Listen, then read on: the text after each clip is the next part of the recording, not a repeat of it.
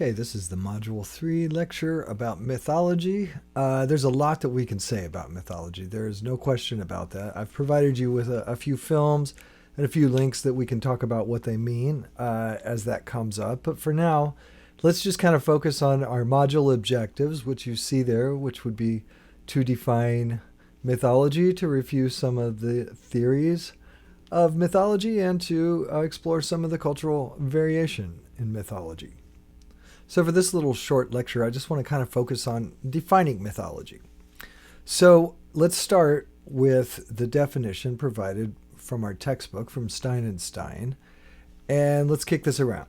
Stein and Stein say that myths are sacred stories, or a myth is a sacred story that provides the basis for religious belief and practice.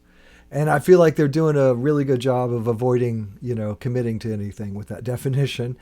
But it also raises some questions in my mind. Are myths necessarily sacred?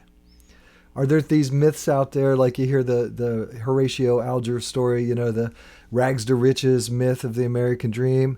Is that a secular myth? Or, the myth of the happiness that comes along with consuming products like we see in commercials? Those are sort of mythological stories.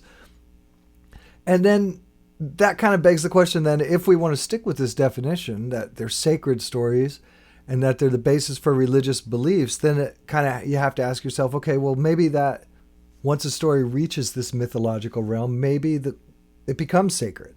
Maybe to us in America, that rags to riches story is sacred. Maybe that has a religious quality to it.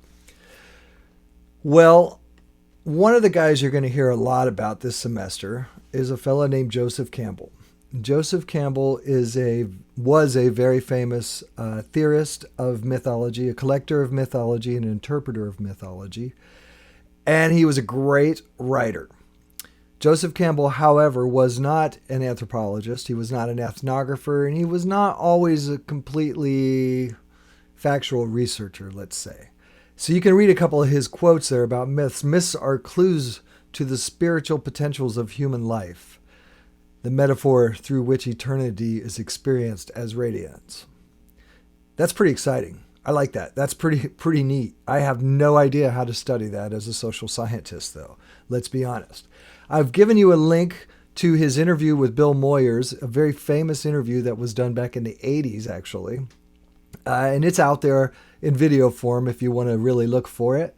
But I've given you a link with his transcript, and you can kind of read through that, and you can see the guy, he's a poet. He really is. He has a way with words, and he has a way of almost creating that experience of radiance and eternity in his writing and in his talking.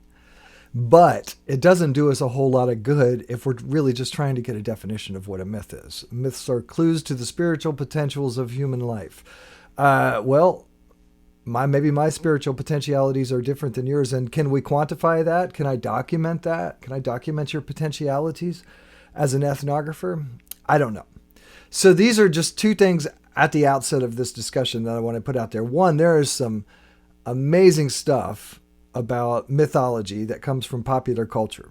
It's great. It's entertaining. I love Neil Gaiman, right? It's all great. And a lot of it borrows heavily from anthropology. But for this class, I really want to kind of focus on what the actual anthropologist said. So rather than go listen to Joseph Campbell explain to us what Levi-Strauss said, let's go see what Levi-Strauss himself has to say. So I want to put that out there. The second thing I want to consider is this other definition of myths. This is the definition that if you're in my cultural anthropology class, this is the definition you give. And it's very short and very to the point. And it also sort of removes a little bit of confusion in terms of how do we define a religion.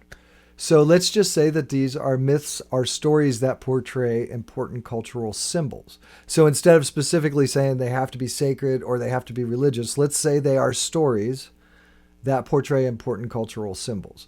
There is a lot more to that, but this is a good place to start. Because as we've seen in our first module, defining religion is really, really hard. And to an animist, religion is really different, a very different experience than it is to a monotheist, for instance. So how do we compare those two things? How do we say, well, this one's sacred and this one isn't sacred? This is a secular myth. Let's just drop it. And let's just say when we're talking about these stories that are told that portray important cultural symbols, we're moving into the realm of mythology. Another thing I would add to that, and this is maybe getting a little bit hippy-dippy like Joseph Campbell, but it's something you can think about, is that these myths, they're not factual necessarily. They actually are often based in historical events. There's no question that's been very well documented across the world. But they're not really, the purpose isn't to convey facts. So what I always say is that these stories are not factual, but they're true. They are. This gets at the idea of worldview and belief systems, as your book talks about.